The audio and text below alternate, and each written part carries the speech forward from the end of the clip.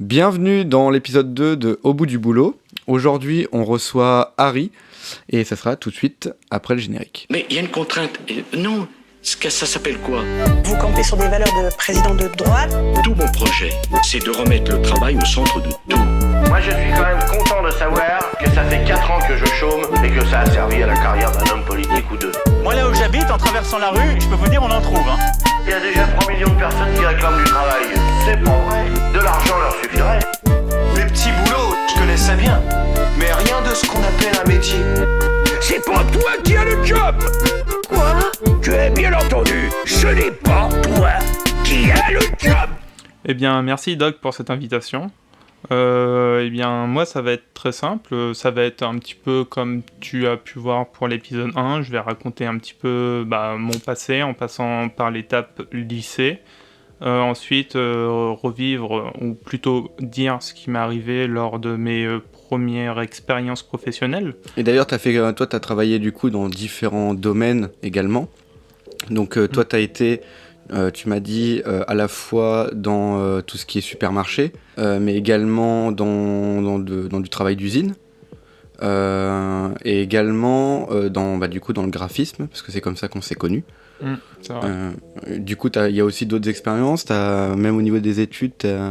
D'ailleurs, on va commencer de toute façon par ça. Vraiment, qu'est-ce qui t'a mené jusqu'à faire ça aujourd'hui ? Pour commencer, je dirais que j'ai eu...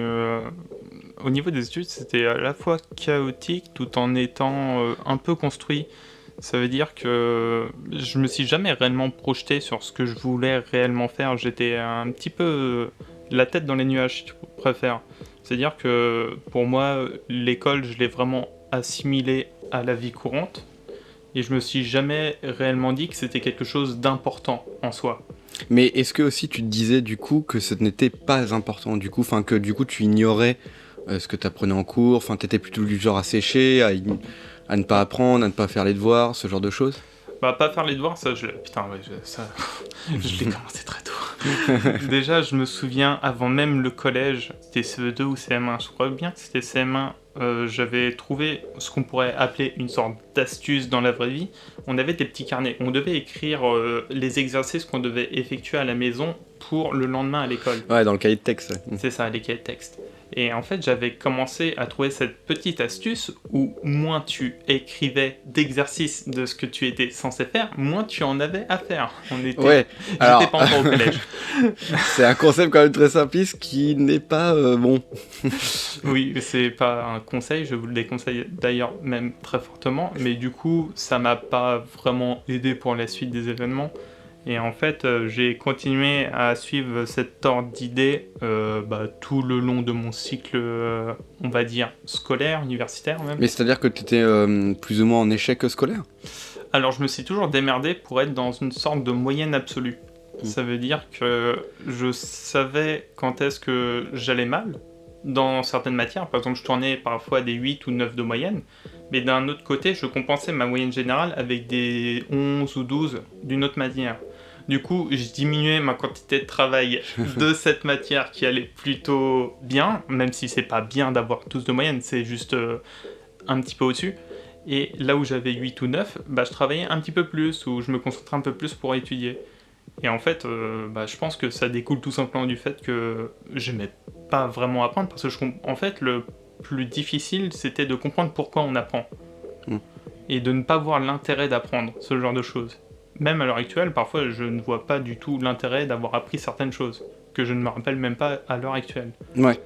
Mais du coup, dans l'idée... C'était une sorte de perte de temps, en fait, du coup, pour toi, les c'est études. C'est ça, et surtout que t'es jeune, ta perte de temps, t'as envie d'avoir la main prise dessus. D'ailleurs, puisque je demande ça aussi dans les autres épisodes, mais c'était quoi ton rêve de gosse, de métier ? T'avais un truc qui te menait ? Alors, ça va être très bizarre à dire, mais je me suis jamais projeté dans un métier. Jamais du tout. C'est-à-dire même que en archéologue, les coups classiques. Il y avait plusieurs métiers qui m'intéressaient, pas au point de me dire j'ai travaillé dedans, mais au point de me dire ça peut être intéressant. Quand j'étais jeune, j'ai jamais réellement idéalisé un métier. J'ai plus idéalisé certaines formes, par exemple qui pourraient être autour de l'art, ou par exemple de valeurs. tels que aider les autres, ce genre de choses, mais sans forcément y voir un métier et me dire je vais me projeter dans ce métier. Ouais, par exemple, transmettre tu ces t'es pas valeurs-là. dit je vais devenir pompier pour aider les autres, c'est juste ok, comment je peux aider les autres, peut-être qu'en étant pompier ça peut le faire. C'est ça, C'est ou plus même, dans ce sens-là, ouais, et ok. encore, je me disais juste, plus tard, je vais aider les autres, sans même me dire, tiens, je vais devenir pompier. Je suis pas pompier. C'est juste, ça allait pas plus loin, en fait.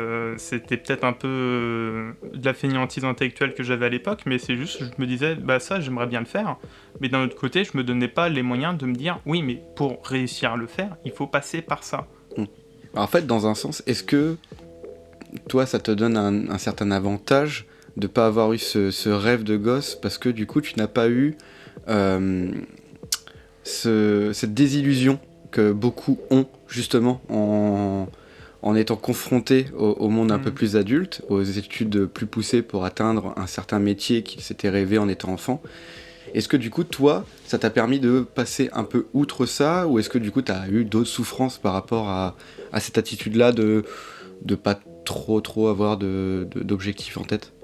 En fait, j'ai eu un peu les deux, c'est-à-dire que ça m'a apporté quelque chose que je considère comme positif, comme plusieurs choses que je considère comme négatif. J'ai d'abord peut-être parlé des choses négatives, c'est-à-dire que quand on se projette pas, on n'imagine pas forcément ce à quoi on s'attend. Les choses, elles vont venir. Par exemple, si vous allez être en manque d'argent, vous allez plus ou moins accepter facilement un métier sans le regretter, et même y évoluer dedans, ce qui m'est déjà arrivé. Et d'un autre côté, ça paraît vachement positif, mais en soi c'est assez négatif parce que du coup on se projette pas, on pense pas à notre avenir, et en fait c'est comme si on... Comme si on n'avait pas d'espoir, en gros?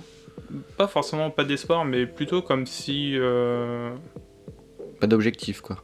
Ouais, c'est ça, c'est comme si on n'avait pas de choses à concrétiser en fait. Ouais. Un petit peu comme une sorte de coquille vide, en fait c'est comme si on cherchait encore. Et que la société nous disait déjà, c'est trop tard, faut que tu travailles. Sauf que tu sais pas encore dans quoi tu as réellement envie d'évoluer. Tu t'es jamais réellement posé la question, et c'est pas le fait non plus de se poser la question, c'est le fait de, il y a tellement de choses à expérimenter que t'as peut-être pas forcément expérimenté les choses dans lesquelles tu te sentais réellement investi. Et ça, cette pensée-là, toi, ça a été jusqu'à quel âge, du coup? Jusqu'à même ton lycée, Jusqu'à 21 ans, Ouais. après ma 3e expérience professionnelle. D'accord. J'ai réellement réalisé ce que je voulais faire.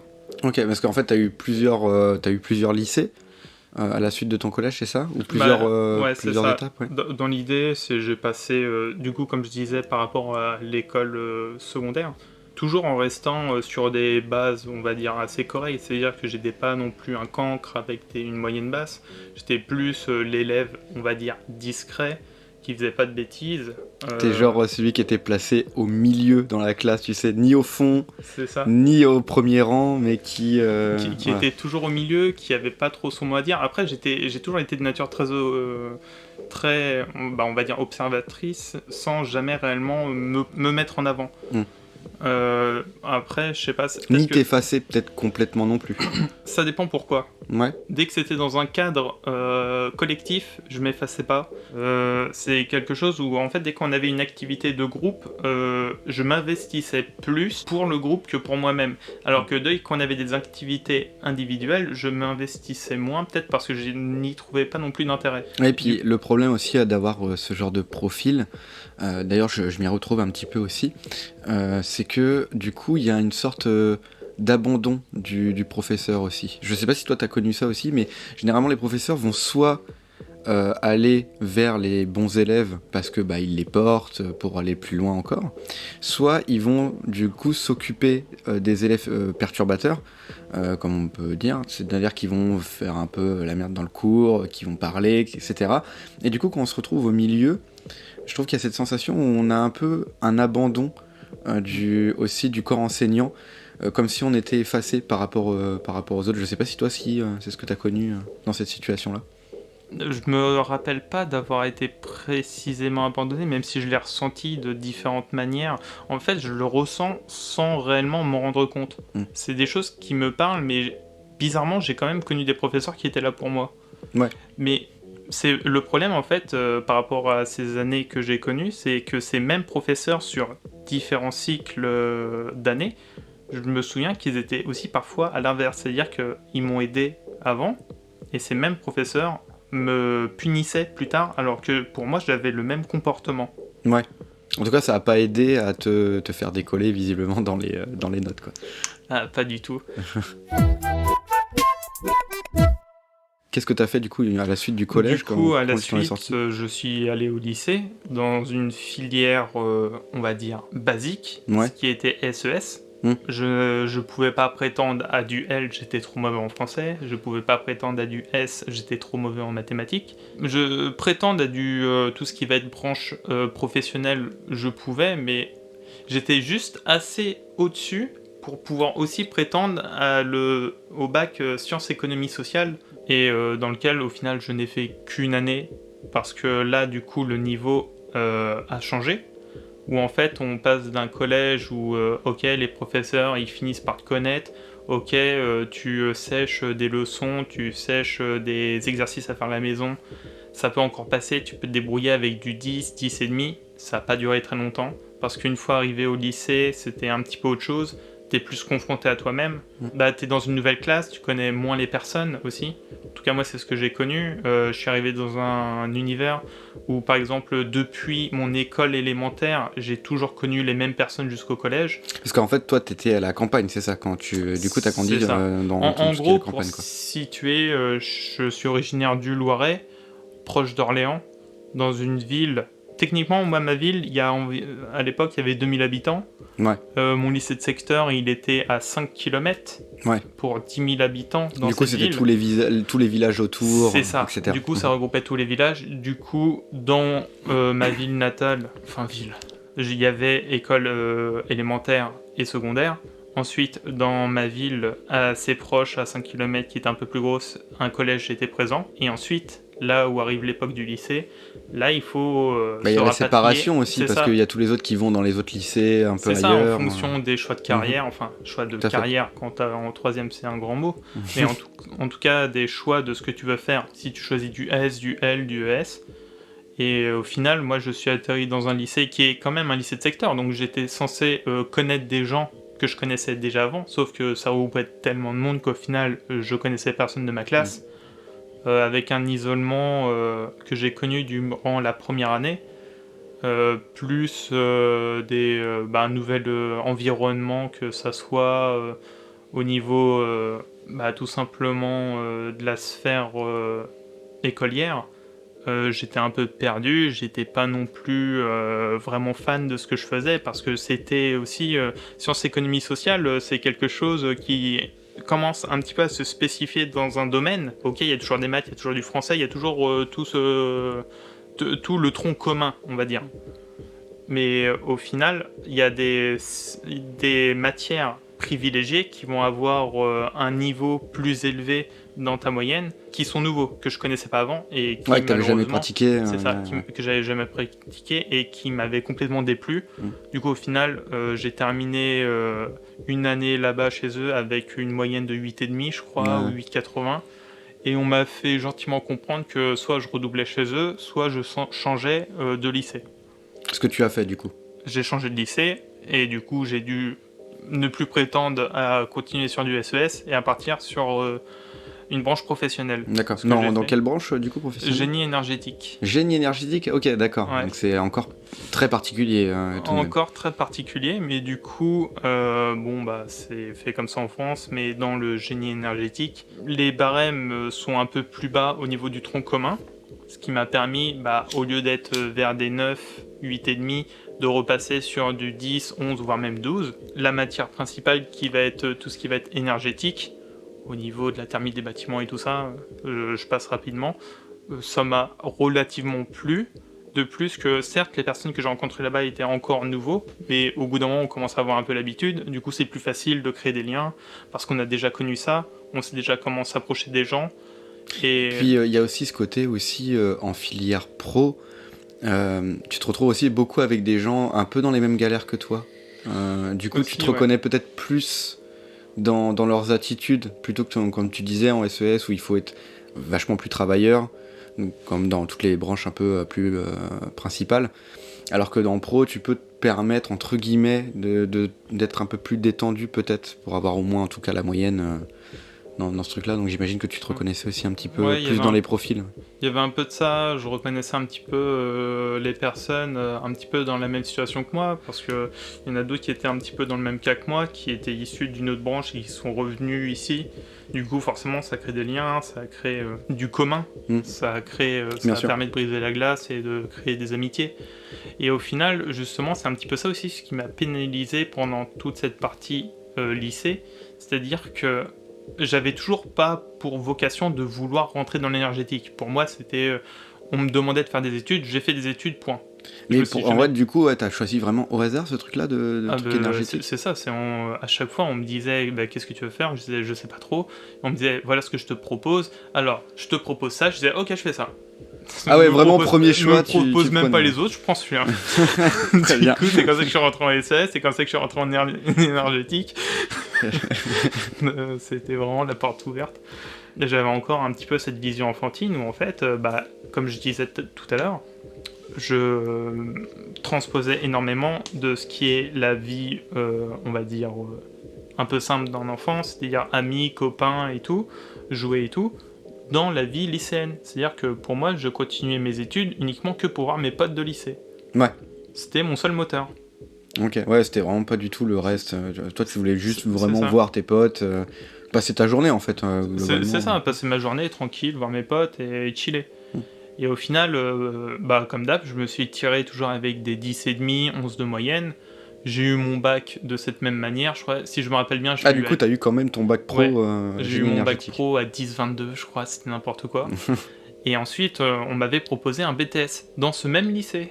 Ok, ouais, souvent les lycées professionnels font ça, effectivement. Et moi, je me souviens à l'époque c'était il n'y a pas si longtemps, c'était quand bac, c'est quand t'as 18 ans, mais je me souviens que ma seule motivation de vouloir faire un BTS, c'était de savoir si mes potes allaient le passer.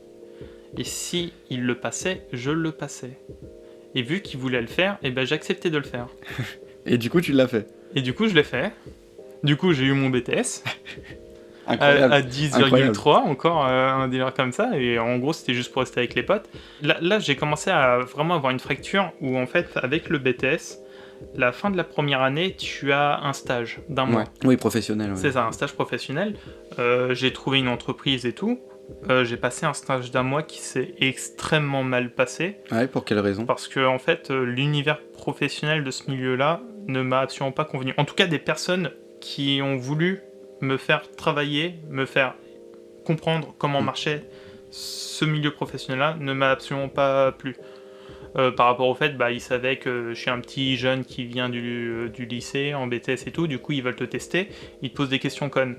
Sauf que dans la stupidité de leurs questions, ils ne comprenaient pas pourquoi leurs propres questions étaient stupides, et le fait que je leur fasse comprendre que leurs questions soient stupides, ça les a fait un petit peu prendre en grippe. En gros, je les ai fait chier. Et quand ils ont vu que j'étais un petit peu un chieur, ils m'ont laissé tomber. Ils t'ont laissé dans un coin. Ah ouais, ils m'ont dit j'ai passé un mois à jouer à Dofus. D'accord, très bien. Dans le stage d'entreprise. Ils ont pas voulu. Est-ce que c'est là où t'as découvert Dofus ? Oui, en plus. Incroyable. Et la dernière semaine, ils avaient bloqué Dofus. Parce que je jouais sur leur Wi-Fi. Du coup, j'ai passé mon temps à feuilleter Wikipédia. Très bien.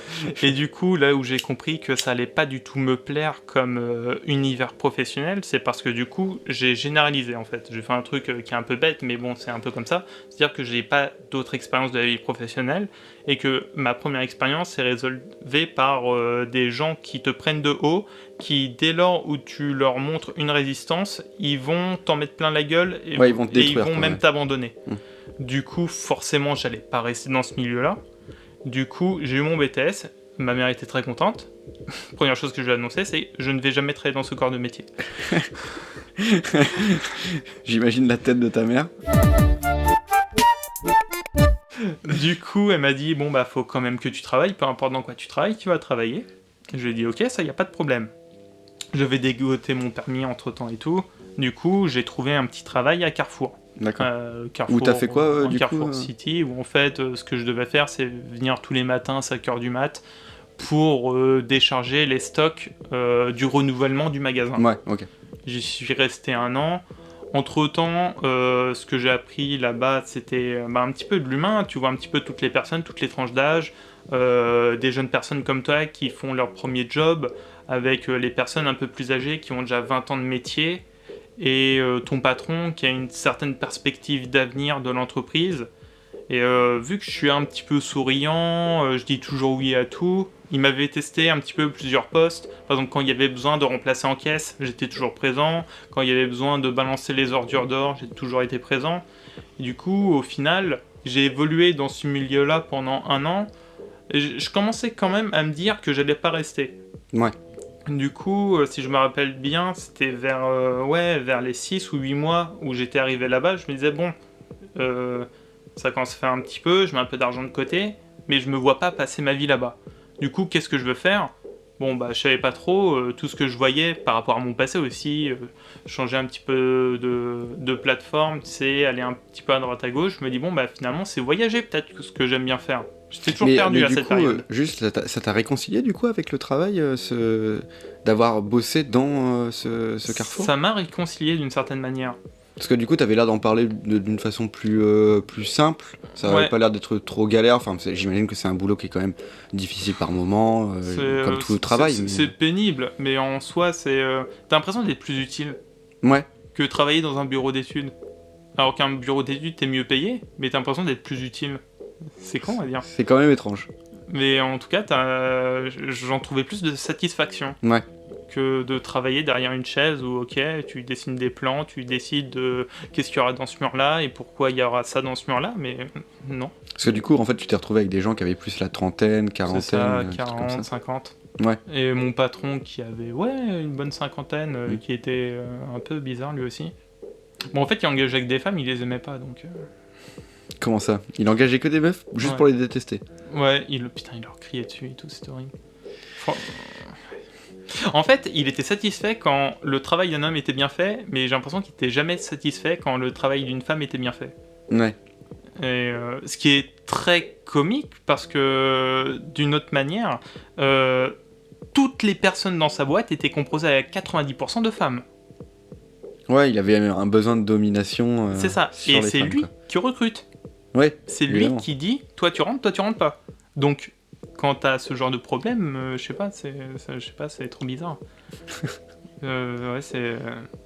Mais c'est quand même bizarre de retrouver souvent ce genre de profil quand même en poste de patron ou de recruteur. C'est pas le seul que j'ai connu, je te rassure. Ah ouais ? Il y en a il y en a un autre. Non mais comme quoi, c'est bizarre. Hein, Ouais, non, c'est vrai que... Et j'en reviens aussi à cette question que j'avais posée du coup à Norbert dans l'épisode précédent, genre mais...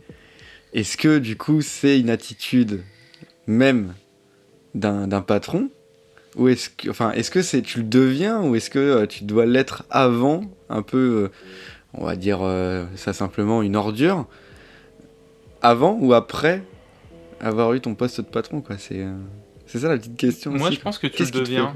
Ouais, tu penses que c'est un poste qui te fait devenir un peu une ordure ? Moi je pense que tu deviens ordure parce que tu connais la vraie frustration professionnelle. C'est-à-dire la vraie frustration ? C'est-à-dire où en fait, t'as toujours été à des postes, quand t'es sur des bas postes, on te met jamais explicitement la responsabilité des choses. Et quand t'arrives à des postes à responsabilité, et que tu sais que c'est de ta faute, mais que cette faute a été faite par d'autres personnes, ça te frustre énormément. Parce que tu diriges des secteurs, et si le secteur se passe mal, tu te dis c'est pas ma faute, c'est les personnes qui ont travaillé dans ce secteur. Mais aux yeux de ta hiérarchie, c'est pas ça ce qui se passe. Ce qui se passe, c'est que tu es dirigeant de ce secteur, donc s'il se passe quelque chose de mal dans ce secteur, c'est ta faute. Et en même temps, de la part des employés du secteur, c'est aussi de sa faute si c'est mal géré. Ce qui est en soi vrai. C'est ça. En fait, il a un poste de gestionnaire. Si du coup il est mauvais gestionnaire... Et au final, en plus de la frustration, je dirais qu'il connaît plus ou moins la solitude professionnelle, où en fait, si t'es gérant d'une petite entreprise, ou même si t'as 2-3 secteurs, t'es hiérarchiquement séparé de tes compères, assez isolé et tu es pris entre deux feux. C'est-à-dire que tu as le patron, pour lui tout ça roule, s'il se passe un truc mal, il te gueule dessus, et tu as tes employés pour qui, eux, parfois tout ça roule, mais s'il se passe mal, c'est toi qui tu te fais critiquer aussi. C'est-à-dire que tu es pris entre deux feux, tu es l'intermédiaire, où les deux te demandent des comptes. Et dans un sens, t'as personne à qui te rattacher aussi, parce que Parce effectivement, que t'es seul dans cette situation. quand t'es entre employés, t'as ce côté un peu famille, un peu d'entraide, en tout cas dans pas mal de secteurs. Mais c'est vrai que quand t'es patron, il y a ce côté solitude qui doit pas forcément aider à y voir plus clair dans toutes les situations, à prendre aussi toutes les bonnes décisions, parce que souvent, ça peut être pas mal aussi de prendre des décisions au moins à deux, au moins d'avoir un autre point de vue à apporter à chaque réflexion. Et c'est ça, et après, ça c'était une autre partie aussi professionnelle sur lequel ça me fait le plus penser à ça, c'est... mais ça, je le garde pour un peu plus tard, mais en tout cas, ça me fait beaucoup penser à ça, c'est-à-dire que cette sorte d'intermédiaire où t'es chef de secteur et pas patron, en plus d'être seul et isolé, tu dois gérer avec ça, c'est-à-dire que t'es proche de ton équipe, mais tu ne dois pas être trop proche, parce que tu es leur responsable. Ouais, il faut pas que tu sois l'ami. C'est ça. Donc c'est un peu bizarre. Tu peux pas être trop proche parce que ça crée des problèmes que ses propres personnes, et je l'ai déjà vu, vont te reprocher. J'ai jamais été patron de secteur ou quoi que ce soit. Par contre, j'ai déjà vu un patron de secteur se faire reprocher sa proximité avec son équipe. C'est quelque chose que j'ai déjà vu arriver. C'est un peu bizarre sur le coup. Tu reproches à un être humain d'être humain en fait. Ouais, c'est ça. Et d'un autre côté, parce qu'on te dit c'est pas professionnel. D'un autre côté, on reproche parfois à cette même personne de ne pas être humain parce qu'il agit trop comme un patron, alors que c'est pas un patron. Ouais, c'est. Et il y a tout ce paradoxe qui se joue à certains postes, on va dire intermédiaires entre la responsabilité sans être, on va dire, au sommet de la hiérarchie, voire même proche du sommet de la hiérarchie, parce que c'est juste être secteur de service. Et c'est assez compliqué ce genre de situation, et je pense qu'au final, ce genre de situation, ça nous crée de l'isolement, de la frustration, ce qui fait que si on est exposé sur des plus ou moins longues périodes, on commence à vouloir s'échapper de ça. Et comment on peut s'échapper de quelque chose qui nous met à mal ? C'est en remettant les fautes sur d'autres personnes. Une sorte de désir de vengeance, en fait. C'est ça. Et qu'est-ce qui est le plus simple comme point de vue à mettre comme désir de vengeance ? C'est sur les personnes sur qui tu es censé surveiller, parce que c'est techniquement à tes inférieurs. Oui, puis tu as une autorité dessus, et que tu as le pouvoir, du coup tu as une sorte de légitimité à leur gueuler dessus, à leur apprendre des choses, à leur faire des reproches. Et c'est pour ça que moi, pendant toute ma période où j'étais à Carrefour, les nanas... c'était, comme je disais, beaucoup de nanas, et disaient ce gars-là est misogyne. Moi, j'ai jamais vraiment entendu, en tout cas, des propos misogynes. J'ai plus entendu des propos d'un patron qui était à bout. Ouais. Qui était à bout de personnes qui parfois faisaient des erreurs, certes qui étaient de sa faute. Un patron ne reconnaît jamais ses erreurs de toute façon, ça je l'ai bien compris. Mais en tout cas, quand il y a une erreur de commise, il sait qu'il y en a une et il sait que c'est pas lui le fautif. Ouais. Et après, son côté misogyne, j'imagine qu'il venait du fait qu'il recrutait pratiquement des nanas et qu'ils reconnaissaient pas leur travail. Ouais, c'est peut-être ça. Je pense que c'était plus ça plutôt que d'une réplique en particulier. Je suis resté qu'une seule année là-bas. C'est des nanas qui ont 20 ans avec ce patron-là. Longtemps qu'elles sont. Donc il y a beaucoup de choses que je sais pas et qui justifient le fait qu'elles peuvent dire ça de lui. Oui, et puis sachant que la plupart du temps... les gens essayent aussi de se protéger de la vue des autres quand ils disent ce genre de choses, donc c'est plus dans des cadres privés, entre deux rayons, entre deux petits moments. T'as le patron qui te sort une horreur. Ouais, c'est ça. Enfin, le patron ou autre, mais quelqu'un qui, en tout cas, se sent supérieur à toi, quoi. Et du coup, en fait, pour en revenir à ça, j'étais arrivé... vers ma fin de période où ça fait depuis quelques mois que je réfléchissais vers quoi j'ai envie d'aller, où je disais justement c'était le voyage qui m'intéressait, un peu naïvement, parce qu'en réalité j'étais pas sûr, mais c'est ce qui me semblait être le plus pertinent. Ouais, t'avais envie de voir le monde, t'avais envie de découvrir quoi en fait. Du coup, qu'est-ce qui est le meilleur voyage que de s'inscrire dans la marine nationale ? Pour voir du monde et du pays, c'est plutôt techniquement une bonne idée. Oui, parce que du coup, t'es sur, dans l'idée, t'es sur un bateau, tu vas d'un port à un autre, d'un C'est pays à ça. un autre. J'ai des études qui me permettent pas de tendre vers une situation professionnelle, on va dire, movible, ou en tout cas de ce que ça veut dire, qui me permet pas de réellement me déplacer en dehors de ce que je voudrais réellement. J'ai juste une expérience professionnelle qui se résume à être un petit peu l'homme à tout faire d'un carrefour. Si je veux bouger dans la vie et voir du monde, Oui, parce qu'il y a qu'est-ce qu'il y a d'autre que la marine, en Puis fait. voilà, il y a la problématique monétaire, surtout aussi, Oui, aussi. j'imagine, rien que pour voyager, c'est vrai que c'est compliqué. Du coup, j'ai passé les concours, j'avais signé à l'époque un contrat qui devait durer 10 ans. 10 ans? J'ai signé un contrat où on me disait, littéralement, si vous le signez, vous vous engagez à faire 10 ans dans la marine. D'accord. J'ai dit oui. Toujours dans cet élan de Mais j'ai de toujours YOLO, un peu en fait. naïf, en fait. Ouais, Toujours ouais. un peu naïf en mode, t'inquiète, je gère. J'avais un petit peu plus de 21 ans. Ouais, ok. J'avais un peu plus de 21 ans à cette période.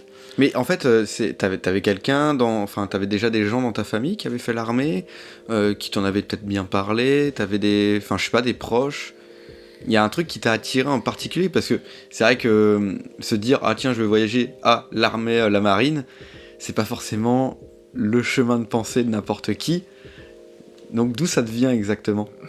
Tu vas rigoler, mais... c'est un peu stupide, mais... quand j'étais à Carrefour, il y avait toujours le même vieux qui venait le mercredi. Je sens que cette histoire va être incroyable. Et il avait un petit peu une attitude militaire. Ça se voyait un petit peu dans sa manière. Tu sais, tu vois quand même les personnes qui sont un peu militaires. Ouais, un peu droite, C'est même ça, en façon de parler. ça te et forme tout. quand même l'armée. Tu sens les gens qui ont été formés par l'armée. Et du coup, lui, il m'avait toujours fait penser un peu à ça. Et puis, parfois, on discutait un petit peu, tu sais, quand j'étais en caisse et qu'il passait, c'est une personne un peu âgée. T'es genre quoi, un mardi, il est 14h, la personne âgée, elle a qu'une envie, c'est de passer un peu sa journée. Du coup, elle discute avec le caissier, normal. Classique. Et du coup, parfois, il me parlait un petit peu de ça, il parlait des voyages qu'il avait fait et tout. Et c'est peut-être de là où c'est un peu murgé un Ouais, petit peu ça t'a fait et justement, penser je m'en à ça, souviens que quand je lui avais dit que j'allais certainement rentrer dans l'armée, il était super content, il m'avait passé des brochures et tout, il était à fond derrière moi, il disait ouais et tout, tu m'envoies des cartes postales, ce que j'ai jamais fait. C'est un peu triste. Mais en même temps, j'ai jamais eu son adresse. Non, il était sympa, mais du coup, ouais, c'est peut-être un petit peu de là, parce que familialement parlant, au niveau de l'armée, je n'ai eu personne.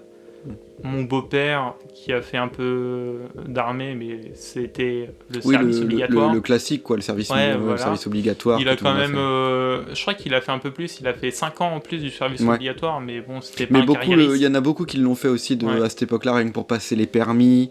Et Mm. puis ça, je crois qu'il y avait aussi des avantages un peu financiers aussi pour pas mal de gens un peu d'issus des milieux prolos. Je sais que pense c'était un truc. Il y avait effectivement des choses qui avantageaient la vie un petit peu tous les jours. Puis c'était une autre période aussi, par exemple à l'époque de mon beau-père, c'était des gens qui étaient 7 ou 8 à la famille, qui n'avaient pas non plus l'éducation qu'on a eue, c'est-à-dire favorisée par rapport à l'école, parce qu'on a beau se plaindre parfois des cours et tout, on est quand même assez favorisé au niveau des connaissances, au niveau des choix, des libertés, au niveau de ce qu'on peut ou ne peut pas faire. Et que lui, à l'époque, l'armée, c'était un petit peu l'émancipation. C'est-à-dire que je suis dans une grande famille, mon seul choix, c'est si je veux quitter la famille, c'est d'assurer à la fois la nourriture, le foyer et l'argent. L'armée, c'est le mieux, en fait. Oui, parce qu'ils te logent, ils te nourrissent. C'est ça. Puis bon, il y a un truc aussi avec l'armée, c'est qu'il y a aussi un désir de communauté dans un sens aussi, parce que t'es pas tout seul. Tu te retrouves avec d'autres jeunes de ton âge. Puis il y a un côté aussi où tu as l'impression, j'imagine, de servir une cause qui du coup te donne peut-être un objectif de vie, en tout cas pendant un moment. Après, moi personnellement, dans mon choix de rentrer dans l'armée, bien sûr, je suis rentré du coup, en tout cas en formation, D'accord. à l'école de Mestrance. Tout ce qui va être un petit peu l'idéal de servir un pays, servir une cause et tout. Vu que j'ai toujours été un petit peu politisé quand même si j'y ai jamais réellement réfléchi avant ça aussi, mais j'ai toujours eu quelques convictions politiques un peu fortes. Le fait de servir des personnes qui ne me verront jamais, le fait de servir une cause, en fait, ça m'en touchait une sans bouger l'autre. Faut rester poli. Voilà. Et du coup, c'était juste pour le voyage. C'était vraiment, on va dire, égoïste, en fait, comme choix. Ouais. C'est-à-dire que c'était pour moi. C'était pas pour une cause idéale ou quoi que ce soit. Je me suis jamais leurré là-dessus. Si j'ai fait mes choix, c'était à but égoïste et pour ma pomme. Je vais pas commencer à dire je suis rentré dans l'armée pour servir les gens. Non, pas du tout. Oui, c'était vraiment juste pour le fait de ok, c'est la bonne occasion de bouger sans dépenser d'argent et en étant payé du coup en même temps. Ouais. Et, dans ma promo, c'était beaucoup ça aussi. Hein. Ouais, beaucoup de jeunes. En tout cas, on se le cachait pas entre nous. Hein. C'est peut-être que si ces personnes-là étaient interviewées, je sais pas, devant des caméras et tout, ils vont dire oui, on sert le pays parce que c'est un ou quoi que ce soit. Vous inquiétez pas, entre nous, c'est pour l'argent, le logement, la nourriture et les voyages. Oui. Techniquement, voyage, en fait, c'est pas vraiment des voyages. Vous travaillez, vous trimez, vous passez 6 mois en mer et quand tu vois un lopin de terre, t'es content parce que ça fait 6 mois que t'as pas vu de la terre. Ça, c'est ton vécu, du coup. Non. C'est pas allé aussi loin. En fait, ce qui s'est passé, c'est que ça s'est très bien passé. Mestrance, c'est 4 mois de formation obligatoire dans la marine. Donc on te forme en fait à quoi ? On te fait faire des exercices d'entraînement physique, j'imagine. Ou un petit peu de tout, comme un tronc commun général avec de la géopolitique, du français, un peu d'anglais. Et du coup, c'est que pour la marine ou vous êtes mélangé aussi aux autres corps ? Que la force de la marine. Les 2 autres forces ne sont pas compris dedans, en tout cas pour Mestrance. Il y a 2 écoles maritimes en France, celle de Mestrance et une à Marseille, si je me rappelle bien, je crois. Il me semble qu'il y en a une à Marseille. En tout cas, j'ai fait celle qui était à Mestrance, là où c'est le plus froid, bien évidemment. Quelle joie. Et du coup, le premier mois s'est très bien déroulé. Au niveau des cours, j'étais même un des meilleurs, je me souviens à l'époque. Ce qui te changeait du coup de toutes tes autres études. Ce qui me changeait plutôt pas mal. J'étais même quasiment considéré dans les leaders. On avait un petit groupe, c'était une école, enfin, il y avait plusieurs classes, 3 ou 4, si je me rappelle bien, c'était 4, d'une 20 à 25 élèves. Et j'étais dans le top 5, il n'y avait pas vraiment de top attitré, mais bon, ça se voit dans une classe, les personnes qui font un petit peu le schmilblick. Et j'étais un petit peu dans les têtes de leader, bizarrement, vu que c'est pas ce que j'ai été durant mon processus scolaire, mais bizarrement ça s'est débloqué au lycée. Peut-être qu'à force de voir, de travailler avec la première expérience professionnelle, peut-être que ça m'a permis de débloquer ça, on va dire. Et du coup, durant tout le premier mois, ça s'est très bien passé. Et ensuite est venue la période où on a fait une expérience en mer, à bord d'une frégate, où on devait rester une semaine. C'était juste une séance d'entraînement. Enfin, pour eux, c'était pour autre chose, certainement un objectif militaire bien précis. Et en tout cas, pour nous, ça nous entraînait pour voir un petit peu la vie réelle qui va nous attendre en dehors des murs de Mestrance. Ouais, d'accord. Dans la vie tous les jours du travail, c'est ça. Etc. Ça s'est très mal passé. Ouais. Bizarrement, ça s'est très mal passé. En fait, c'est pas que ça s'est mal passé avec les gens. Les gens, c'est des crèmes. En vrai, à l'armée, ils ont tous été des crèmes. À part certains instructeurs qui, tu comprends qu'ils ont un peu du mal vécu et qui le retransmettent sur certaines personnes. Bon, ça, c'est un peu moyen. Mais en soi, humainement parlant, l'armée, c'est très bien. Ouais. Ouais, c'est un truc, vraiment, c'est un truc qui t'a pas dégoûté, la mentalité des gens, ou ce genre de choses. Franchement, c'est très bien, c'est très correct. Je me souviens de beaucoup de respect, beaucoup d'entraide surtout. L'entraide qui est vraiment... tu sens que les gens, ils sont entre-soudés parce qu'ils savent que s'ils ont une merde, ils peuvent compter sur toi et vice-versa. Un peu ce qu'on retrouve du coup même dans d'autres milieux professionnels qui ne sont pas des milieux militaires. Oui, au final, c'est ça. Mais est-ce que c'est pas une attitude même plus humaine, prolo c'est une attitude plus humaine, je dirais en fait. Quand tout le monde est dans la même galère, tout le monde va s'entraider. Ouais. Je pense que c'est vraiment une attitude humaine de base. C'est même ce qui nous a permis de créer une société, je pense. Oui, effectivement. Et même s'il y a des gens qui ont tendance à l'oublier. Oui. Et du coup, là où en fait ça m'a complètement déplu, c'est que moi, personnellement, déjà, ce que je voulais faire dans l'armée, c'était pas précis, du coup on m'avait foutu au poste de radar. C'est-à-dire que je faisais 4 mois à Mestrance, plus, je crois que c'était 6 ou 8 mois, je sais plus exactement combien de temps après Mestrance, mais en gros j'avais encore de la formation. Et en gros c'était pour passer mes journées dans une cabine à regarder des radars et voir s'il n'y avait pas un truc qui s'approchait trop près du bateau.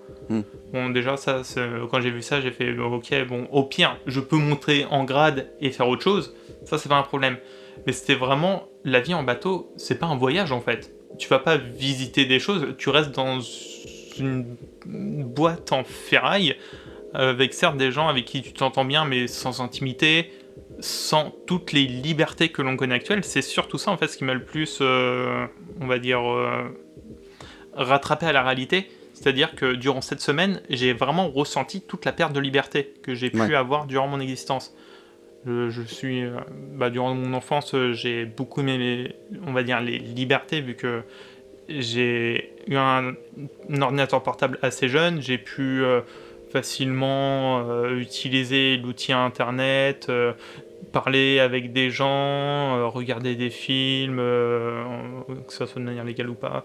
Ouais, t'as pu t'ouvrir culturellement, en fait, librement. J'ai pu vraiment m'ouvrir, et c'est quelque chose que je considère comme acquis dans ma vie. C'est-à-dire que je me vois pas une journée sans utiliser l'outil de divertissement qu'est Internet.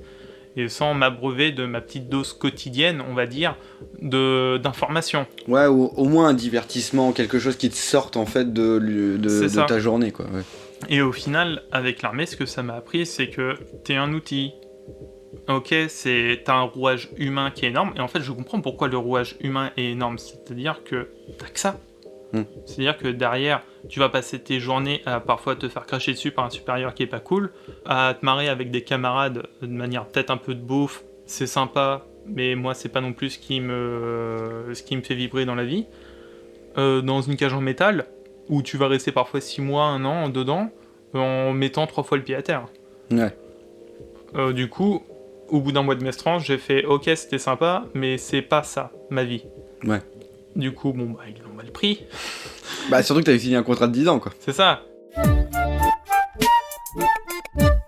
Ce qui était bien dans le contrat, en fait, c'est-à-dire que tant que t'as pas terminé mestrance, il est pas valide. Ce qui est bien, et je trouve très intelligent, c'est-à-dire qu'on te fait certes signer un contrat, on te dit c'est 10 ans, ce que tu veux, et on te dit, vous prenez bien conscience que vous signez pour 10 ans de votre vie, mais en fait, c'est pas défini au moment où tu le signes. C'est-à-dire qu'il faut que tu termines mestrance. Il faut d'abord que tu termines la formation pour que ça soit accepté. Okay. Et après ces 4 mois-là, de ce que j'ai compris, c'est pas, par exemple, quand vous allez choisir un corps de métier, en tout cas de ce que j'en ai compris dans la marine, vous faites forcément 4 mois à mestrance, plus une autre formation qui va fluctuer en fonction de ce que vous avez pris en dehors de mestrance. C'est comme s'il y avait 2 écoles à faire. 4 mois de tronc commun à mestrance avec tout le monde, et ensuite votre spécialisation. Ouais, c'est ça. Okay. Et en gros, une fois arrivé sur... Comme des études supérieures, entre guillemets, dans l'armée. Une fois les premiers 4 mois terminés à mestrance, votre contrat, peu importe ce que vous avez signé, il va être considéré comme valide. C'est-à-dire que si vous voulez partir 1 mois après avoir terminé mestrance, il faudra rendre des comptes. Vu que moi je suis parti 1 mois après mon premier mois à mestrance, tout simplement. Ouais, du coup, ils t'ont laissé partir plus ou moins librement, quoi. Et j'ai pas eu de problème par rapport à ça. C'est juste que ça a pris du temps, ça a pris 1 mois au total, du coup, j'ai fait 2 mois à mestrance. Bon, le 2e mois, c'était un peu particulier, vu que tout le monde savait que j'allais me barrer. Ouais, du coup, il devait y avoir forcément une attitude un peu, tu nous abandonnes, quoi. C'est là où c'était assez bizarre. Là où tu vois un petit peu la vraie facette des gens. Où en fait, tout le monde est tout, on va dire, bienveillant autour de toi, où tout le monde se dit t'es dans le même bateau et tout, où tout le monde se dit ouais on va s'entraider et tout. T'as quand même fait 1 mois avec eux, tu les vois tous les jours, tu dors avec eux, tu manges avec eux, tu les connais bien. Pour 1 mois, tu commences à bien les connaître, et tu te dis je vais même encore plus les connaître, puisqu'on on tend à vivre des choses ensemble sur de longues périodes. Et du coup quand ils savent ça, et c'est là où tu vois les gens qui vont dans différents groupes. Un groupe qui m'avait assez déplu, mais que je comprends, et un autre groupe qui m'avait beaucoup ému, et qui m'avait presque fait regretter le fait d'être parti. Je m'en souviens, c'était un haïtien, haïtien, super sympa, et qui me disait mec tu vas trop me manquer et tout, je t'appréciais super et tout. Il était limite en pleurs quand je lui disais que j'allais partir, et il voulait pas que je parte, et franchement ça m'avait trop ému. Et c'est vrai que ça fait quand même mal au cœur de vivre ce genre de situation, surtout que tu restes ensuite 1 mois avec cette personne en sachant que tu vas partir, et que le gars il te voit et il se dit bon il compte les jours quoi. Et il dit putain, mais c'était qu'un mois, mais c'était super quoi. On avait déjà fait beaucoup de choses ensemble et tout. C'était super intéressant. On s'entraidait tout le temps. On apprenait les leçons ensemble et tout. C'est une bromance. Et t'as l'autre partie où en fait c'est une personne qui, au final, je m'y attendais un petit peu quand même parce que c'était toujours très cordial. Mais c'est juste que cette personne, elle comprenait pas pourquoi j'avais pris cette décision. Et elle rentrait en confrontation avec des arguments stupides. C'est-à-dire que cette personne, elle m'avait dit « Mec, tu quittes l'armée, mais tu sais qu'il n'y a rien dehors. Tu pourras rien faire dehors. » Ah, il voulait vraiment te persuader que ta place était à cet endroit-là plutôt qu'ailleurs, quoi. Et en fait, là où j'ai commencé à comprendre un petit peu les choses, en tout cas où tu commences à comprendre comment fonctionnent certaines personnes ou pas, c'est que tu as des personnes qui sont, on va dire, restreintes dans leur vision des choses, à tel point qu'elles sont persuadées que le monde ne fonctionne que dans une petite sphère, et dès que si tu quittes cette sphère, tu vas juste mourir en dehors. Tu vas t'éteindre, tu vas et franchement, t'assécher, quoi. C'est ça, je sais pas s'il disait ça juste pour me forcer à rester, ou s'il disait ça vraiment parce qu'il en était convaincu. J'avais vraiment l'impression qu'il était convaincu que si tu quittais l'armée, t'allais avoir une vie de dépravé. Ouais, peut-être parce que lui il était convaincu que c'est ce qui lui arriverait si jamais il quittait. C'est ce que j'ai l'impression au final, parce que de la manière dont il m'en parlait, je m'en souviens, il m'a quand même un petit peu tenu la grappe par rapport à ça. Je lui en veux pas, hein, c'est normal d'essayer de faire voir ses causes et d'essayer de se faire comprendre. Mais c'était assez vide au final, parce que rien n'appuyait, rien ne justifiait qu'en dehors de l'armée, tout s'effondre en fait. La preuve, il n'y a pas que l'armée dans la vie. Hein. Non, et encore heureux. Et encore heureux, du coup. Et du coup, voilà comment s'est terminée mon expérience marine militaire. Grande expérience en tout cas. Grande expérience du coup de 2 mois, avec un mois à fond dedans et un autre mois pas à fond dedans, et j'avais envie de me barrer. Ouais, t'as attendu juste le bon moment pour te casser, pour passer à autre chose, quoi. C'est ça, en fait, là où c'était le plus dur, c'est de se dire... Ma vie va complètement changer à tel point que je fais une croix sur mes libertés. Et j'ai refusé de mettre une croix sur mes libertés. Depuis, je me suis plus jamais coupé les cheveux. Et du coup, après ça, j'étais assez perdu. Parce que du coup, j'étais dans l'échec. Dans plusieurs échecs. Dans l'échec de mon BTS. Dans l'échec Enfin, plutôt... Sans parler d'échec, dans mon refus de travailler dans un métier... classique qui était travailler à Carrefour. Quand je dis classique, c'est un petit peu un métier général. Oui, il n'y a pas de jugement de valeur. T'as pas besoin de formation, tu peux rentrer un petit peu dedans comme tu veux et tu peux y passer ta vie. J'étais un petit peu dans cette espèce d'optique d'échec où là ça commençait un petit peu à me peser quand même. Là où je commençais vraiment à me dire c'est plus la vie d'avant. C'est plus la période scolaire. T'es plus dans ton enfance en fait. C'est ça, là j'ai commencé à sentir un petit peu la fracture. Où je me disais, j'ai connu plusieurs échecs, à la fois scolaires et professionnels, volontaires ou pas volontaires d'ailleurs, même si la plupart du temps c'était quand même assez volontaire. Là tu commences un petit peu, pas forcément à paniquer, mais à te poser des questions sur qu'est-ce que tu veux faire réellement. Et là du coup, je m'étais rentré dans l'idée de trouver ma voie. Ah, ça y est, en fait, à ce moment-là, enfin, tu t'es décidé à faire un truc de ta vie. Je me suis posé la question qu'on me posait depuis que j'avais 14 ans. C'est-à-dire... C'est bien, en fait, t'as pris 10 ans, travailler. En fait, t'as pris 10 ans pour répondre à cette question-là, quoi. C'est ça. Et là, j'ai commencé à faire un petit peu un bilan de ma vie en me disant, j'ai quelques expériences, le voyage, c'est pas trop non plus ça, en fait. C'était pas trop ce délire-là. Le travail en collectif c'est sympa, mais c'est pas non plus ce qui me motive le plus, sinon j'aurais déjà trouvé, je présume. En fait, je me suis tourné vers mes divertissements préférés, en particulier tout ce qui va être dessin. D'ailleurs, j'ai toujours dessiné depuis tout petit, c'est un truc qui m'a passionné, et dessiner particulièrement dans un style manga.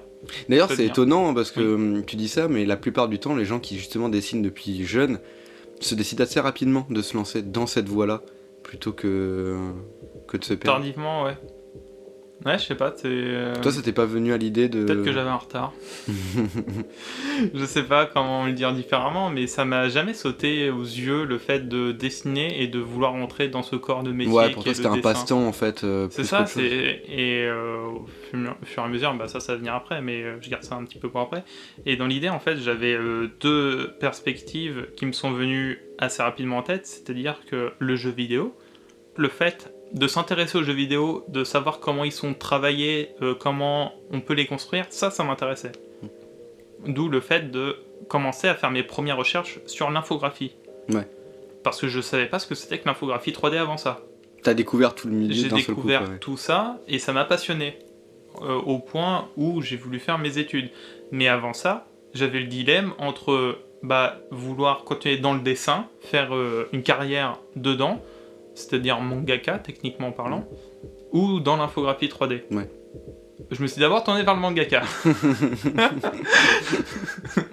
Du coup... Toujours dans des choix très particuliers quand même. Du coup, je c'est me bizarre, suis fait... avec les expériences, je me suis d'abord dit, je vais d'abord me faire une période de test. Voir est-ce que je suis bon ou est-ce que je suis pas bon. Du coup, je m'étais renseigné. Un mangaka, ça dessine environ, je sais plus, je crois que c'est entre 15 et 19 pages par semaine. Mangaka japonais. Oui, bien sûr. Du C'est coup, impressionnant. hein, c'est Je m'étais impressionnant. installé ce rythme-là.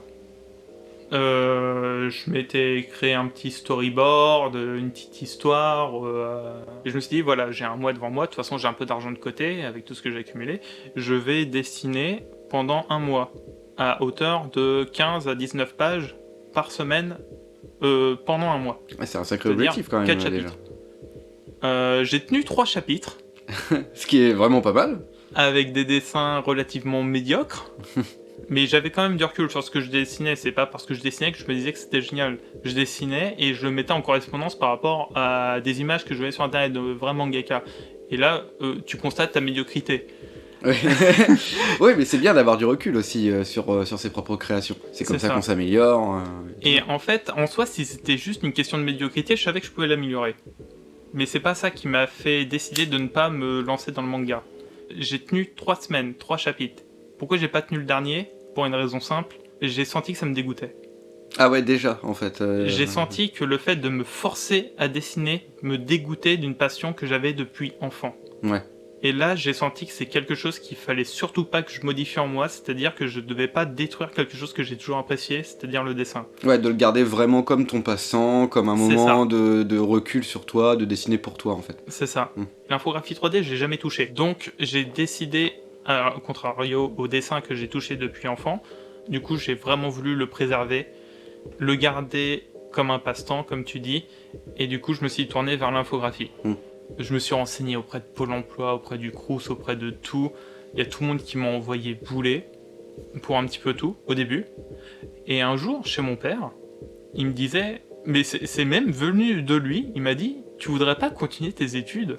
Parce qu'il me voyait un petit peu glander au bout de 2-3 mois. Ouais, il te voyait galérer, quoi. Ouais. C'est ça, et avec des idées sur ce que je voulais faire, il voyait que je commençais vraiment à réfléchir à ce que je voulais faire. Il m'a dit, tu voudrais pas continuer tes études ? En fait, je m'étais pas renseigné sur les écoles d'infographie 3D, du coup, j'ai sorti un gros bobard. Je lui ai dit, en fait, je sais dans quoi je veux travailler, en tout cas dans quel corps de métier je vais me lancer. Le problème, c'est que les études sont payantes. Il m'a regardé, il m'a fait, ok, je te les paye. Tu t'y attendais pas du tout, en fait. Franchement, je me suis fait backflip par mon père, j'ai pas compris. À la base, il voulait juste glander plus, mais du Un coup, petit voilà. peu, ouais, voilà. Et puis, je voulais pas me retrouver con, tu sais, c'est la question qui était sortie de derrière les fagots. T'es en mode, attends, mais tu me prends de court. Du coup, je te ressors un truc un petit peu cassant. En mode, je sais ce que je veux faire, mais Ça coûte trop cher. ça vient pas de moi. C'est juste que c'est pas dans mes moyens. Ouais. Là, je te le paye. Et là, du coup, t'es en mode, ok.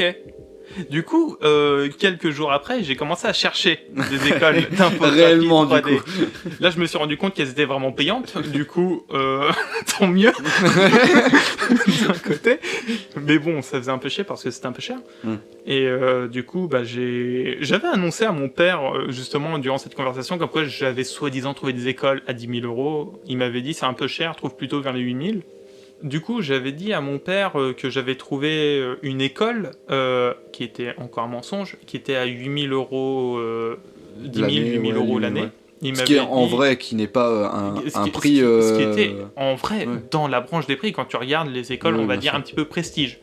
Pour l'infographie. Enfin, celles 3D. qui sont reconnues, effectivement, quand tu prends les Gobelins C'est ça. ou les trucs comme ça, c'est vrai que c'est vite dans des prix C'est ça. assez élevés. Et du coup, il m'avait dit que c'était un petit peu cher, qu'il fallait que je trouve autre chose.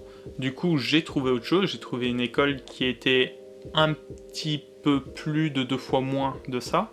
C'est-à-dire un prix aux alentours de 5 000 € année. Il m'a lancé le feu vert pour mon inscription dans cette école. Du coup, j'ai pris contact avec cette école et je me suis inscrit, ça s'est bien passé. Et j'ai été pris. Ensuite, j'ai réussi à m'arranger avec Pôle emploi pour qu'il me finance.